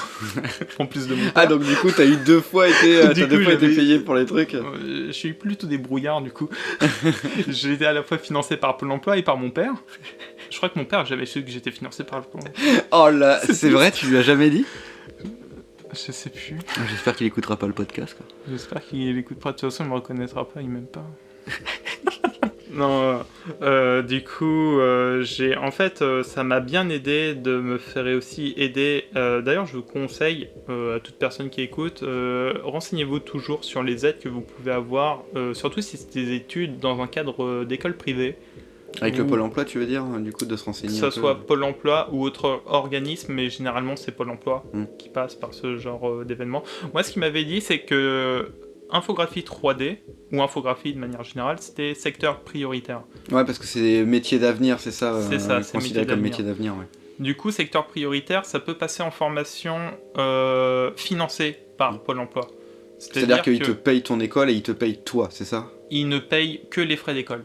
Que les frais d'école? D'accord. Ce qui est déjà énorme quand tu bien connais le prix de certains frais d'école. J'avais postulé pour une école sur Paris et que je n'habitais pas à Paris. Je crois que j'avais calculé la ratio par mois. Je dépensais avec transport et nourriture sur place environ 600 € par mois. Ah oui, quand même. Et Pôle emploi me donnait 650 € par mois. Un truc comme Ouais, ça. donc du coup, ça remboursait pile poil C'est ça. les frais à côté des études, en fait, C'est au ça, final. en gros, je me suis toujours arrangé pour que ça rentre, que ça matche. Que ça Ouais, matche tout le et temps. du coup, qu'il n'y ait pas plus de dépenses, que ce soit pour tes parents ou même pour toi. C'est ça. Mais du coup, ça t'a pas mis en sécurité dans tous les cas, quand même. Non, Enfin, pas du tout. Ça C'était va. vraiment pile poil. C'était assez, quoi. pile poil limite. Tu faisais quand même, du coup, la campagne à côté d'Orléans, Paris, matin et soir, tous les jours, du coup, pour venir. Tous les jours pendant 3 ans. Ouais, c'est ça. J'avais calculé précisément, c'était 4h23 de trajet par jour, Ouais, c'est ça. aller-retour. Ça reste quand même une pénibilité de devoir faire 4 heures de transport par jour. Ouais, mais d'un autre côté, en fait, j'avais la sensation de faire ça pour quelque chose qui a été réellement utile pour une fois dans ma vie au niveau scolaire. Tu t'es vraiment senti investi dans ce projet-là, du coup, de faire Ouais. ces nouvelles études-là. Ouais, parce que je découvrais un milieu, j'avais l'impression de côtoyer une école intéressante, avec des gens passionnants, et au final, la motivation te permet vraiment de faire des... C'est pas vraiment des sacrifices, mais plutôt des concessions. Ouais. Des concessions sur des choses où tu Des te concessions dis, et des efforts. ah, quoi. mais si je vais travailler dans un petit boulot, jamais je fais 4h20 de route par jour. Ça, c'est vrai. Par contre, si c'est pour un projet qui te tient à cœur et que tu vois de grosses perspectives d'épanouissement personnel dans ton avenir, tu te poses même pas la question. Moi, je me suis même pas posé la question. Je me suis dit, c'est normal que je fasse ça, en fait. C'est pour moi. Mais il y a un côté très manga, hein. C'est un... J'ai été nourri au manga, donc. Ah, mais il y a un côté shonen. Il y a un côté shonen à faire ça. Du coup, là arrive la période où tu as ton diplôme. Ça s'est bien passé. Et maintenant, faut travailler dans le milieu, quoi. Maintenant, il faut travailler dans le milieu. Le problème, c'est qu'on t'a pas dit que c'est un milieu bouché. Ou plutôt, on t'a fait croire que ça n'était pas un milieu si bouché que ça. C'est ça. Et là, c'est marrant parce que je me souviens, là j'y repense aussi, mais au moment où je recherchais, j'envoyais des CV, des tonnes de CV par jour, et que par chance, si t'avais une réponse sur 100 CV que t'as envoyé, même si c'était un non, au moins t'avais une réponse, t'étais un peu content. Je me souviens d'une phrase que j'avais entendue justement dans mon bac professionnel où notre prof nous disait de manière très régulière, ce que vous faites, c'est un métier qui est en expansion, c'est-à-dire que c'est un métier qui n'est pas bouché dans son secteur. Je comprenais jamais cette phrase jusqu'à maintenant. Ouais, Maintenant, je la tu comprends. voyais pas ce que ça voulait dire d'avoir un secteur bouché. C'est ça, je au comprenais niveau pas du travail. En fait, je comprenais pas le principe que tu fais un métier et que dans ton métier, on dit on n'a pas besoin de toi, t'as fait tout ça pour rien. Je comprenais Alors pas. qu'il y avait plein d'études qui te disent faites-le. C'est ça. Ouais. Je comprends mieux maintenant. Et au moment où tu recherches activement un métier, tu dis au début que ça vient des entreprises, qu'elles ont peur d'embaucher un nouveau. Au bout de quelques semaines, quelques mois, tu dis finalement ça vient de toi, tu te mets pas assez en avant.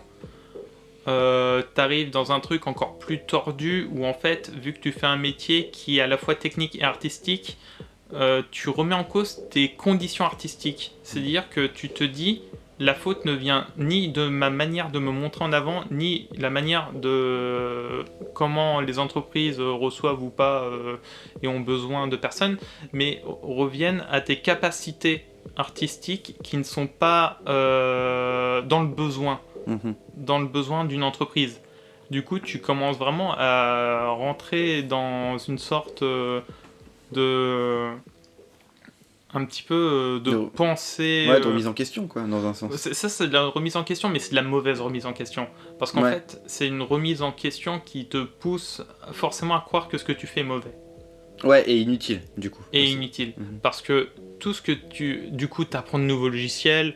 Dans notre cadre, t'apprends ZBrush, t'apprends Substance Painter, des trucs que t'avais pas forcément vu en cours, mais déjà d'une qui sont obligatoires, et c'est vrai qu'il faut les apprendre. Du coup, ça, tant mieux que j'ai pas trouvé de taf tout de suite parce qu'il fallait que je les apprenne. T'arrives vraiment dans une situation où tu comprends pas ce qui se passe. T'es un petit peu perdu, personne te dit rien, t'envoies des CV, t'as jamais de retour. Les seuls retours que t'as, c'est des messages automatiques.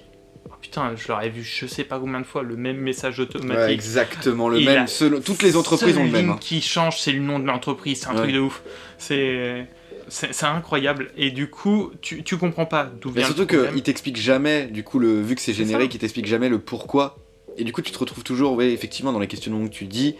Est-ce que ça vient de moi ? Est-ce que ça vient de mon travail ? Est-ce que ça vient de mon parcours précédent ?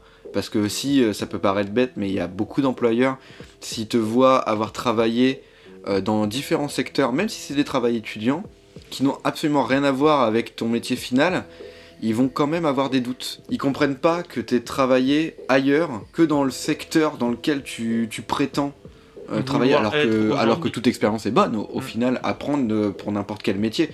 C'est que ce soit pour apprendre le travail d'équipe, pour apprendre à diriger des choses, pour apprendre à avoir un esprit créatif, un esprit d'organisation aussi. Donc c'est un peu bizarre. Au début, tu dis, avec le temps, ça va trouver. Généralement, on te dit, oui, c'est normal de pas trouver les premiers jours, les premières semaines, voire les premiers mois. Mais quand ça commence à faire 1 an, voire même 2 ans, là, tu commences vraiment à baliser.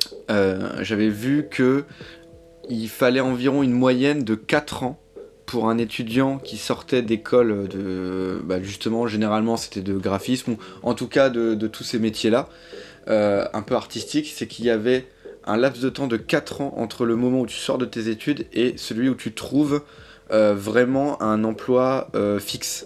Putain, 4 ans. 4 ans. Et ça encore, c'est une stat approximative et américaine. Quand tu cherches du taf, tu sais qu'en infographie 3D, faut chercher que sur internet. T'es livré à toi-même. Tu peux pas demander une boîte d'intérim. Pôle emploi ne comprennent pas ce métier. Il n'est pas dans leur banque de données. Mais au bout d'1 an, 1 an et demi, tu te dis, je vais quand même essayer de tenter ma chance auprès des boîtes d'intérim. On sait jamais. Et quand tu essayes d'expliquer ton métier, déjà rien que le prononcer, les gens te regardent avec des yeux tellement gros que tu te dis, qu'est-ce que je viens de faire ?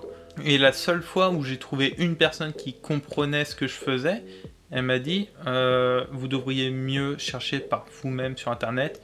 Je l'ai regardé un petit peu en mode c'est vrai, non, sans blague, j'y avais pas pensé. Mais... Merci de me le dire. Ouais, c'est ça. Mais bon, j'ai compris qu'il était de bonne intention, donc j'ai pas sorti ça non plus.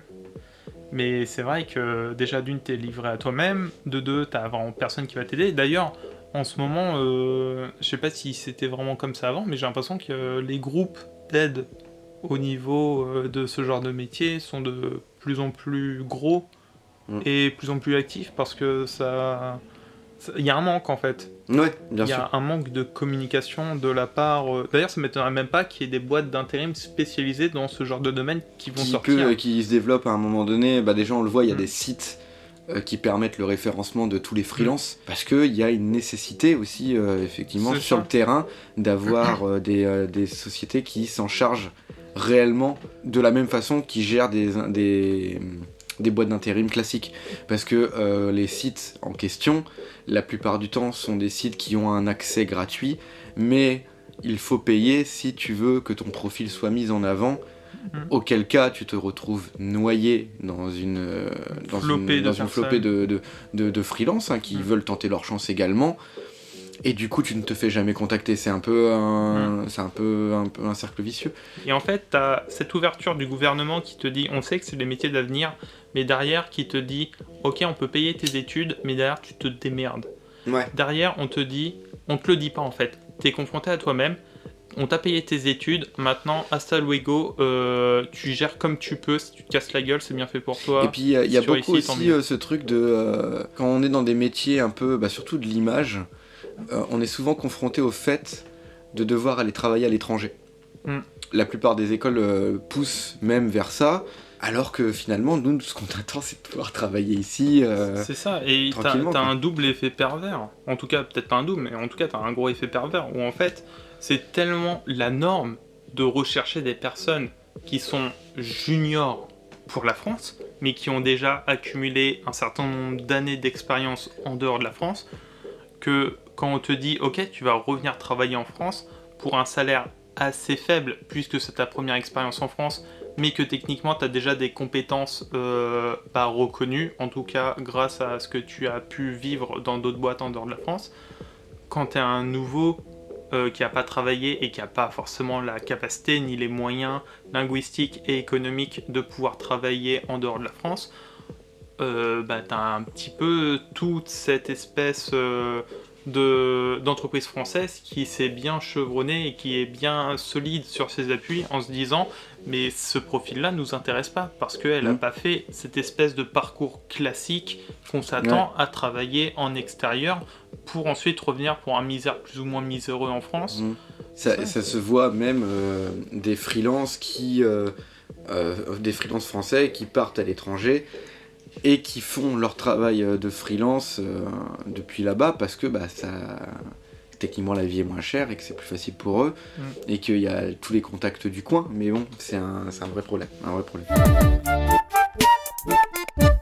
Du coup, toi, donc t'as fini tes études du coup dans cette école de 3D. Du coup, t'as eu une longue période, comme tu le disais, de galère pour trouver du travail, qui a duré combien de temps, du coup ? Je crois qu'elle a duré 1 an et quelques mois. Ouais. De l'ordre de 1 an et 6 mois, un truc comme ça, quand même, c'est long. Hein. Ouais. Et du coup, tu t'es mis à faire quoi Du coup, en fait, la première chose, déjà, t'avais toute la pression au niveau de la famille, vu que je vivais encore chez ma mère, où t'avais les parents qui comprenaient pas pourquoi t'avais enfin trouvé des études dans lesquelles tu te plaisais et que t'arrivais pas à trouver un taf dedans. Déjà, t'es abandonné au niveau professionnel. Il y a cette désillusion très actuelle. Il y a tous ces parents qui ont en tête que leurs enfants doivent faire des études. Absolument. Il faut absolument avoir un diplôme. Sauf que leurs enfants, ils se confrontent à cette réalité très actuelle de « Ok, on a un diplôme, sauf qu'on a tous un diplôme. Et du coup, ce diplôme ne vaut plus rien. » Et ça, c'est quelque chose d'assez récent. Je dirais pas qu'il vaut plus rien. Je dirais juste que le diplôme, c'est une étape. C'est-à-dire que quand tu dois trouver un premier job, ton diplôme, c'est une étape qu'il faut avoir sur plusieurs étapes pour trouver ton premier job. Mais oui, mais sauf qu'à l'époque de ces parents-là qui souhaitent à leurs enfants de faire des études, à leur époque, faire des études, c'était quelque chose qui était tellement prestigieux. Enfin, il y avait un côté un peu prestigieux. C'est ça, et on le ne fait pouvait pas se permettre. Déjà, voilà, la plupart ne pouvaient pas se le permettre, et du coup, c'était forcément des gens un peu avec de la thune, qui du coup faisaient ces métiers-là, et du coup, les secteurs n'étaient pas bouchés, ces secteurs-là en tout cas n'étaient pas bouchés à ce moment-là. Sauf que maintenant, on est confronté au fait que les études, heureusement, sont maintenant plus accessibles pour tout le monde, sauf que vu qu'elles sont plus accessibles pour tout le monde, il faudrait qu'il y ait aussi autant de métiers derrière qui soient possibles, mais ce n'est pas le cas. Du coup, on forme des gens. Sauf que en fait, pour 10 personnes formées, on se retrouve avec un qui va être recruté. C'est ça. Que devient le reste ? Et du coup, bah, le reste, ils vont faire comme moi dans certains cas, c'est-à-dire que bah, déjà, tu as toute la pression familiale qui est là, qui est présente. Mais c'est ça, ils te mettent pas à la porte, c'est juste que au début, c'est 3 fois rien, c'est des petites phrases tous les jours en mode, tu sais, il faudra penser, commencer à travailler. Et toi, dans ta tête, tu es en train de te dire, mais j'ai qu'une envie, c'est de travailler. Et ça, ils le comprennent pas. Bah oui, parce qu'ils voient pas le résultat. Ils peuvent pas le comprendre, parce qu'ils te voient pas travailler. Ils te disent, oui, mais j'ai pas l'impression que tu cherches. Mais qu'est-ce que tu veux que je fasse de plus que passer mes journées à envoyer des CV? Du coup, au bout d'un moment, ok, d'accord, je peux faire autre chose. Je peux téléphoner. D'ailleurs, un truc où j'étais très doué, c'était retrouver le numéro des téléphones des gens. Là, d'ailleurs, j'ai commencé à comprendre qu'il fallait peut-être que j'arrête de les téléphoner. C'était au bout du 5 ou 6e appel où le mec, c'était un manager de je sais plus quelle boîte. J'ai retrouvé son 06. Et quand je lui ai appelé, je lui ai dit oui, vous avez envoyé tel CV et tout sur tel site. Il m'a fait comment vous savez ça? Il m'a dit mais comment vous avez vu mon numéro? Mais en mode de peur. Il avait peur. Oui, il était inquiet quoi. Il était vraiment inquiet de comment t'avais trouvé son numéro. C'est ça. Et déjà de base, c'est mort pour demander embauchez-moi quand le mec il a peur de vous. C'est vrai que c'est malvenu. C'est un petit peu foutu. Et en fait, tu te rends compte aussi que c'est pas le chemin classique. Tu peux peut-être parfois tomber sur des gens en les appelant, en disant oui, vous cherchez ça. La plupart du temps, ils vont vous dire envoyez-nous un CV, ou ils vont vous dire faire la formule classique. Dans le meilleur des cas, dans le pire des cas, le gars, il va vous demander votre nom, vous dire qui vous êtes, vu que vous avez envoyé le CV, de toute façon, il va savoir qui vous êtes, et vous dire cette personne est potentiellement dangereuse, je vais faire en sorte qu'elle ne travaille plus jamais chez moi. Ou en tout cas qu'elle ne puisse pas travailler. Donc en fait ça risque même de vous apporter plus de problèmes. Ouais, ça risque plus de nuire qu'autre chose. De nuire qu'autre chose. Donc c'est ça, on parle d'un secteur quand même qui est assez petit et où tout le monde peut un petit peu parler aussi. C'est ça, c'est le problème. Du coup, il faut pas non plus tuer sa carrière pour des bêtises. Moi, ce qui m'a fait bouger, c'est que du coup, j'avais fait temporairement une croix sur la 3D parce que je ne trouvais pas et que mon compte en banque commençait à descendre drastiquement. Ouais. Parce qu'il faut quand même payer. Parce que même sans loyer à payer, j'imagine même sans loyer et tout, même si tu fais attention, t'as quand même des dépenses. Du coup, tu dis, ok, je vais faire une période où je vais vraiment travailler, même si c'est pas dans mon corps de métier, mais au moins je vais mettre de l'argent de côté. Tu pars là-dessus, tu dis ok. Ouais. Et du coup, dans l'idée, c'est là où j'ai trouvé mon premier travail en usine. Et là-bas, du coup, j'ai passé ma période d'essai qui s'est d'ailleurs terminée sur un CDI. Ah oui, au final, ouais, d'accord. Ouais, d'ailleurs, qui s'est terminée sur un CDI au bout de 2 mois, je crois. En fait, techniquement, j'étais passé en intérim. L'intérim m'a proposé cette boîte qui était juste à côté de chez moi, genre littéralement 3 minutes en voiture, dans mon village.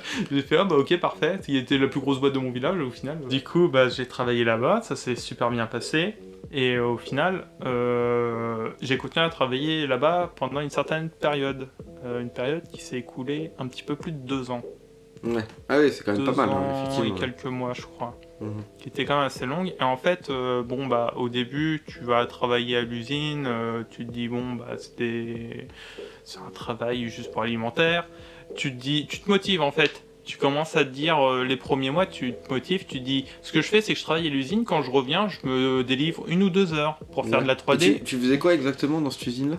Je travaillais manuellement du bois pour lui apporter une certaine forme à la chaîne. Okay. Et ensuite, à but, c'est pour les besoins de l'usine en fait. C'est juste, j'ai un produit, j'ai une petite machine, je mets le produit dans cette machine, je l'active, la machine a un petit peu modifié le produit de différentes manières. Et tu passes au suivant quoi. Et voilà, et ainsi de suite, de manière à la chaîne, comme Ford l'a voulu.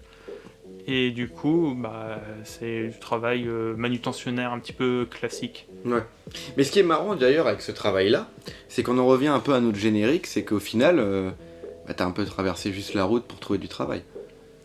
Alors là, c'est littéralement ce qui s'est passé. Et donc, Macron a raison. Macron a toujours eu raison. Toujours? Vraiment? Non, pas toujours, heureusement d'ailleurs. Non mais du coup ça s'est bien passé ça, ce truc-là de l'usine, comment... C'est un truc qui t'a plu à faire? En fait, t'arrives dans... justement, c'est ce que je l'ai expliqué, c'est que t'arrives dans différentes phases. C'est-à-dire que moi je suis arrivé dans une phase où je sais dans quoi je voulais travailler et je savais ce que je voulais faire. Et que le travail que j'allais effectuer, c'était purement alimentaire. C'est-à-dire que je savais que je n'allais pas y rester. Que je faisais ça pour l'argent. D'ailleurs, c'est ce que j'avais dit à un moment pour mon patron. Il m'avait dit oui, je vous fais signer un CDI. Et je lui avais dit clairement, non mais vous savez, si je suis ici, c'est uniquement temporaire. Je suis là parce que vous avez besoin de moi. Je lui ai littéralement dit ça. Je suis là parce que vous avez besoin de moi et vous pouvez me garder autant que vous voulez, mais moi, au bout d'un an, je vais partir. Il m'a fait signer un CDI, c'est ça. Comme quoi, parfois, faut être un peu franc avec son patron, ça fait bouger les choses. En réalité, des fois, l'honnêteté peut vraiment fonctionner. Ouais. Mais même si ça paraît un peu violent, je dis pas qu'il faut être violent avec son patron, c'est juste qu'il faut être honnête, et même si ça vous paraît déplacé de le dire, et bah peut-être qu'un patron, ça lui fait plaisir d'avoir un employé qui est honnête. Au moins. Au moins. Déjà, les premiers mois, c'était...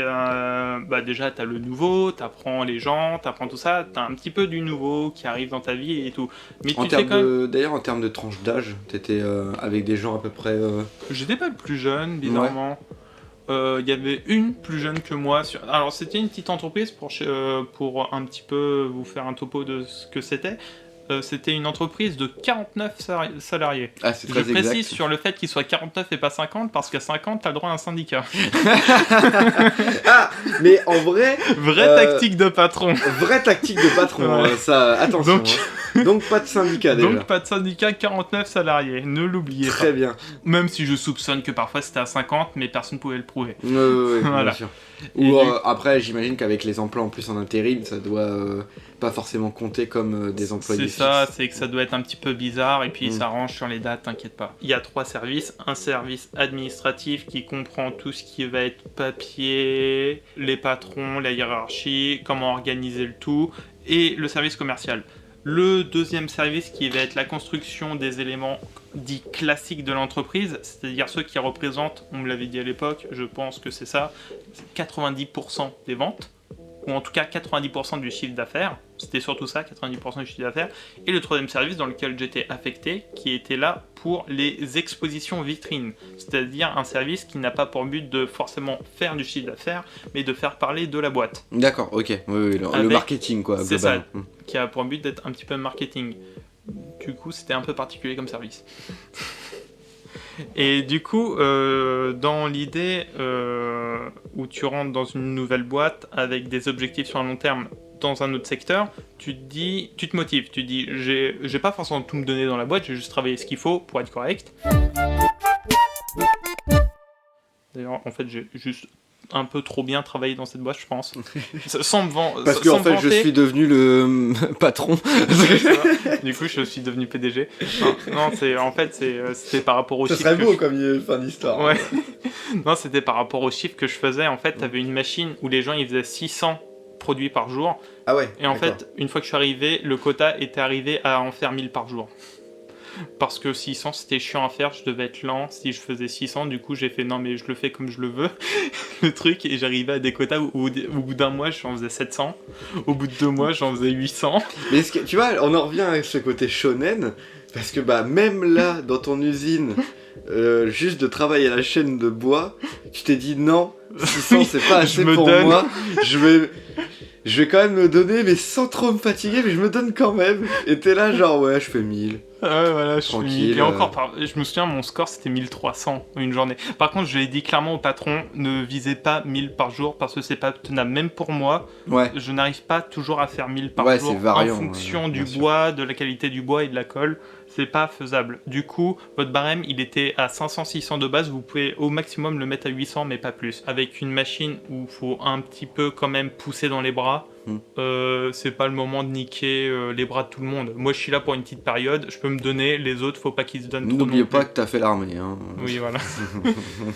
Et du coup, j'ai commencé à me faire, pas forcément ma loi, mais à me faire des petits privilèges dans la boîte où tous les matins je mettais ma musique avec mon téléphone.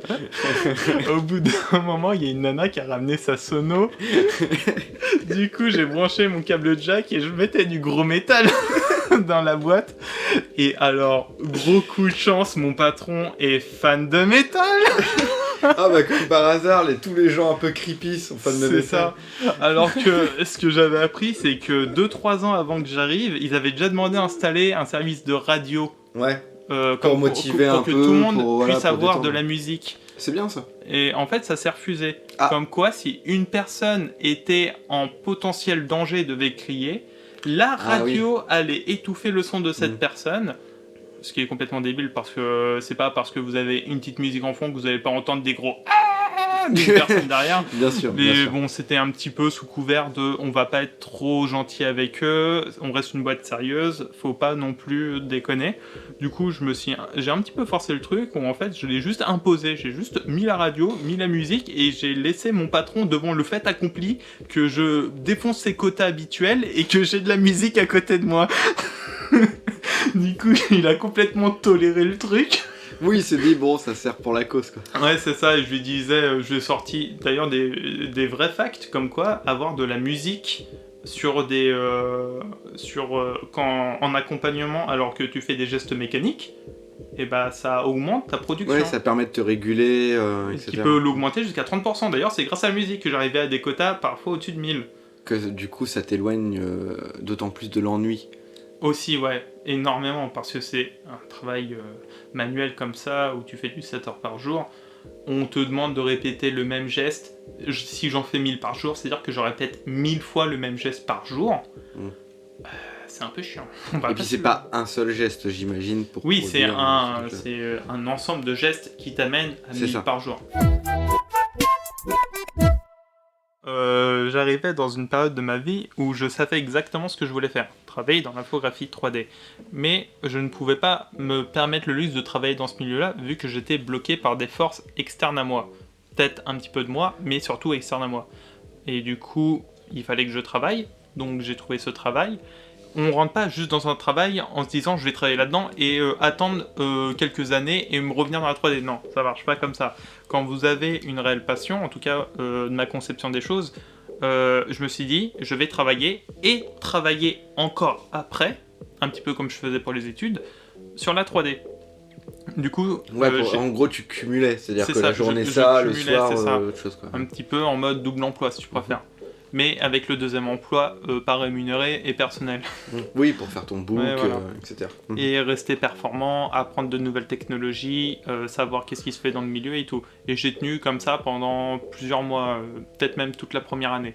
Après, ça commençait quand même à être extrêmement fatigant. J'ai commencé à me donner des libertés où pendant quelques semaines, j'arrêtais un peu la 3D. Même ça faisait depuis quelques temps. Même J'imagine que tu perdais la motivation aussi, Aussi, au ouais. fur et à mesure. C'est ça, tu perdais un peu la motivation. Et en plus, tu arrives dans un tourment où en fait, tu apprécies ce que tu commences à faire. C'est-à-dire que tu es dans un métier alimentaire et tu commences à trouver des effets bénéfiques. Mais ça, c'est peut-être que je les ai trouvés aussi par rapport à mes autres expériences de vie. C'est-à-dire que je savais que c'était pas mon premier métier, donc je pouvais le confronter avec mes expériences de vie d'avant et me dire tous les effets positifs et négatifs liés à celui-ci. Et j'en tirais plus de positifs, notamment grâce à l'équipe. Ouais, du coup, ça L'équipe t'a qui tenté était beaucoup. quand même des personnes super présentes, super chaleureuses, qui étaient là pour soutenir, très amicales. Dès qu'il y avait des bourdes, tout le monde allait sur le truc, il n'y avait pas de malveillance.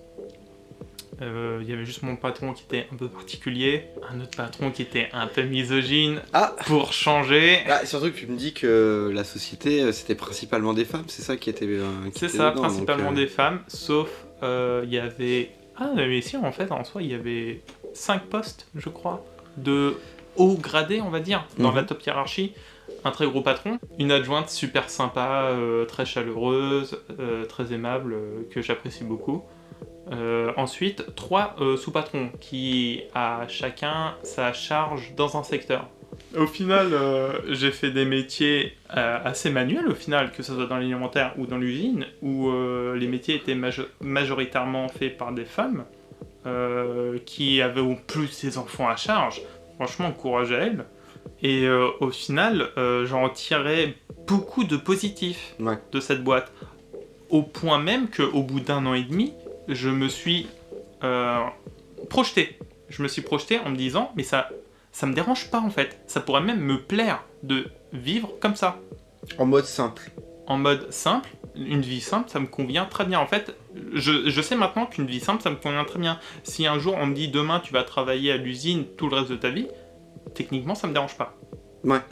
Tant que toi, de toute façon, tu te développes Parce que à côté. tant que moi j'ai mes divertissements, je travaille, même si je dois traiter dans l'infographie 3D, j'ai appris des choses, ok, je peux peut-être pas en faire mon métier, ça seul l'avenir me le dira. Mais si je peux en faire ne serait-ce que pour moi-même, ça me convient déjà très bien.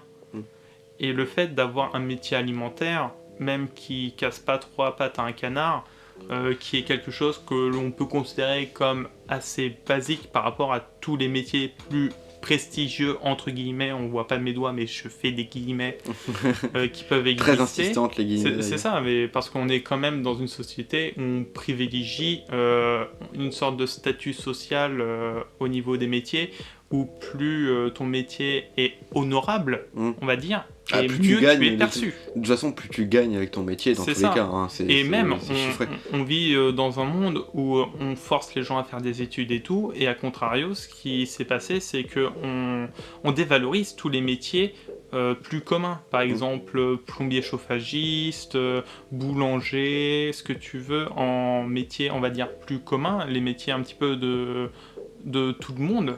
Ce qu'on pourrait appeler des métiers basiques, même si j'aime pas ce terme, c'est des métiers qui ont été dévalorisés parce qu'on pousse les gens à leur dire de faire des études et que forcément c'est censé être des meilleurs métiers par extension.